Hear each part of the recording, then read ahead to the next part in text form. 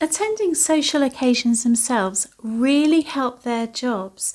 Judith Tinney often saw her clients and customers at social occasions, who was fair sales in the 70s while they were at Carmichael's. Sue Eggleston attended events like the annual Holderness Hunt Ball, or as Molly did in the first photo by being invited to Neil Park's 21st. They could visualise the event the client would need clothes for and thought carefully about what would be required, black tie for instance, which we talk about in the locations, but they also considered the person herself and what was held in stock before suggesting something to suit.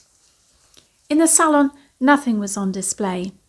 Items were brought to customers in fitting rooms behind black drapes suspended from the ceiling and pulled round on rails like the one in the photo of Story Street, so no one knew or saw what was going on. Staff knew each item exactly, and not only that, Molly knew who else was wearing what in the city. She had excellent recall, style and stock control. One item was bought by the House of Mirelle in a particular collection from a designer. In turn, the designer assured it was not stocked close by, meaning that no one else would own it, which added to its exclusivity, and, hand-picked for an event they were buying for, and through tact and taste, Mirelle supplied and shaped their clients' wardrobes. Hull and East Riding was described as a village by many, something people still say of the city today. Observing women were interconnected in the middle and upper classes, and Mirelle assured there wasn't duplication amongst them, an unforgivable faux pas.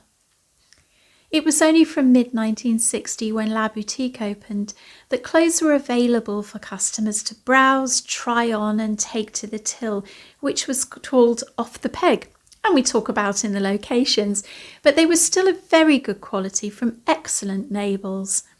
All others in Story Street were hidden away, stored in packing boxes, hung behind curtains or screens and presented to clients. Staff at La Boutique, the budget store on Anlaby Road under the Cecil Cinema, were more relaxed in the way they sold to customers, a younger, funkier store, but there was still an all-pervading sense of excellence found throughout the House of Mirelle. Check out the locations to find out more about La Boutique if you haven't done so already. And we'll be looking more at fashions in a video coming up, so don't forget to subscribe and click the bell notification icon to be told.